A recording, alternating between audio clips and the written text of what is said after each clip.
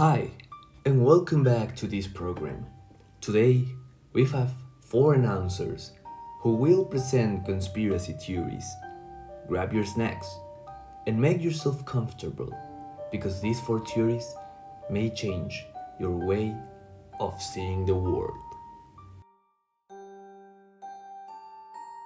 Did you know that the Titanic might not have been the Titanic at all?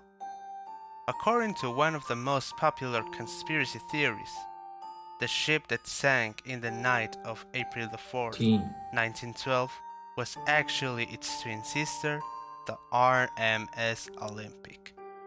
The RMS Olympic and the RMS Titanic were nearly identical ships, both built by the same famous company ship, the White Star Line. But in 1911, the Olympic was badly damaged after colliding with a British warship, the HMS Hawke. The damage was so severe that the ship was considered unsafe for passengers, and even worse, the damage was not covered by the insurance. Some believe that White Star Line came up with a secret plan. They decided to switch the names of the ships, and now they would rename the Olympic as the famous Titanic, send it on a final trip, and sink it intentionally to collect the full insurance money for the Titanic. But things didn't go as planned. Instead of a controlled sinking, the ship hit an iceberg and broke apart quickly, causing the deaths of over 1,500 people. Now, here's where it gets even stranger than usual. Before the Titanic left Southampton, a fire had started in one of its cold bunkers. It burned slowly and may have weakened the ship's internal structure. The company didn't stop the trip, and they just decided to paint over the damaged part. Some experts believe this fire made the ship more fragile than it already was, and that's why it split in half so fast when it hit the famous iceberg. But that's not the only mystery. There were small differences between the Titanic and the Olympic, like window arrangements and layout changes. And when people and even the workers for both the Titanic and Olympic looked closely, they even said that the ship that sank looked more like the Olympic than the Titanic. Even more suspicious, JP Morgan, the millionaire who controlled White Star Line, cancelled his trip on the Titanic at the very last minute because he already knew the ship was doomed. But what is more even stranger is that some of his biggest financial rivals were on board, and many of them died that night. So, was this just a coincidence or something planned? So, was the Titanic disaster really an accident? Or was it a carefully planned insurance scam? Or maybe even a political move to eliminate powerful people? We may never know the full truth. Even after more than 100 years, the mystery still remains. So now, I ask you, was it a tragedy or the perfect cover up?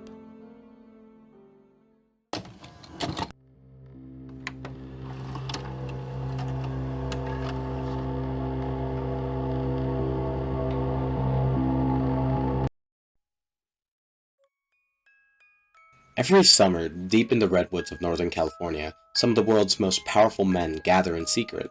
Politicians, CEOs, artists, and elites, all meeting under a canopy of trees in the private background known as the Bohemian Grove. But what really happens there, and why has it sparked decades of conspiracy theories? Let's figure that out. The Bohemian Grove is a 20,000-acre campground in Monterey, California, owned by the Bohemian Club, an all-private, all-male club founded in San Francisco in 1872.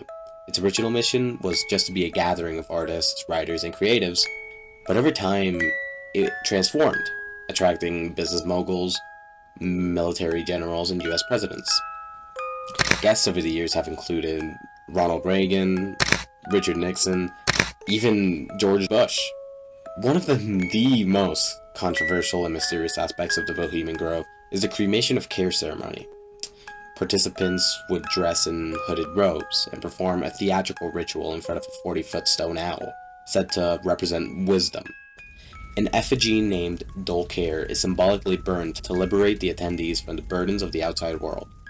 Critics and conspiracy theorists saw something much more sinister, a pagan or even satanic rite formed by the global elite. The secrecy behind this club has fueled a range of conspiracy theories, like that it's a place where they decide global decisions like war and economic policies. In the 2000s, a far-right radio host, Alex Jones, infiltrated the Grove and secretly filmed the cremation of care, thrusting the secretive gathering into public awareness. His grainy footage went viral and the conspiracy theorist world exploded. So, what's the truth? It seems to be nothing more but a retreat of powerful men drinking, networking, and putting on plays. There isn't any evidence that it's something sinister, or that it's even a place where they do any of the things that would involve managing, but it's still something to think about. What if every decision was made by a cult of the elite and powerful?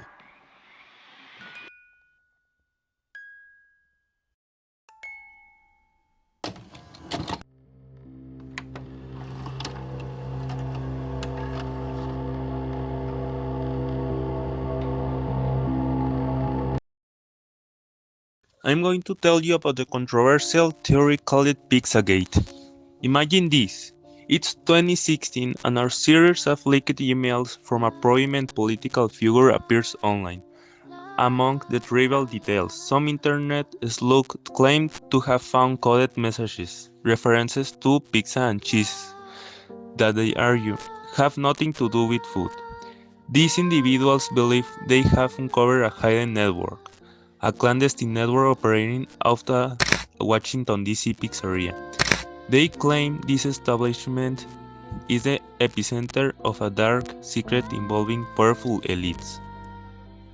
In December 26, a man convinced by these online claims entered the pizzeria armed with a gun, intending to investigate the activities taking place. Fortunately, no one was injured, but the incident highlighted the tangible dangers of digital technology misinformation. Authorities and fact-checkers debunked the theory, emphasizing that the accusations are unfounded. However, the Pizzagate case became a case study in how conspiracy theories can escalate from online conversations to real threats.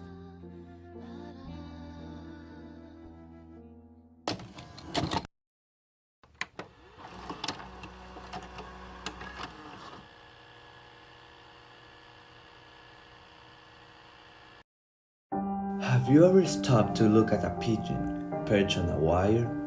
Why are they just standing, staring at you?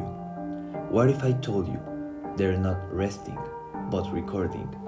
This is the theory that claims birds aren't real. No, it's not a joke. To some, this idea sounds ridiculous. To others, it's the truth no one wants to see.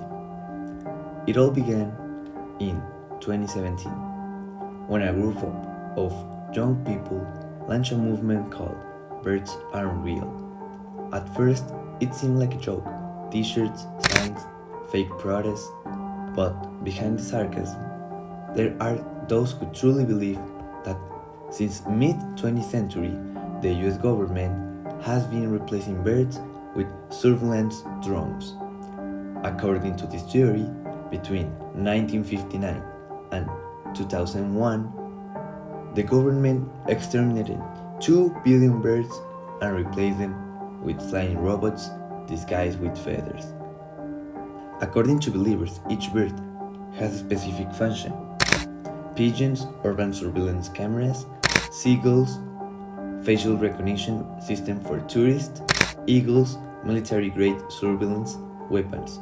Their eyes are HD cameras, their beaks are microphones, and their wings are solar panels that recharge them while flying. Some say when you see them sitting on power lines, they're charging like phones.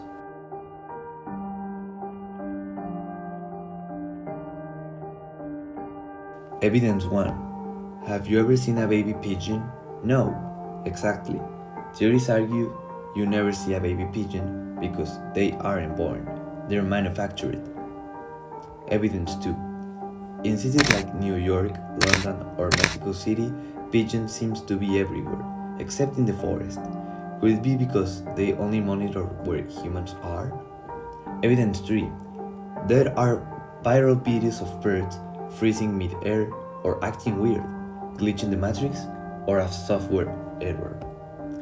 Of course, authorities deny everything. An absurd theory, they say. There's no real evidence. But isn't that exactly what they'd say if it were true? Next time you see a pigeon staring at you, not flying, walking funny, ask yourself, is it just another bird? Or are you being recorded?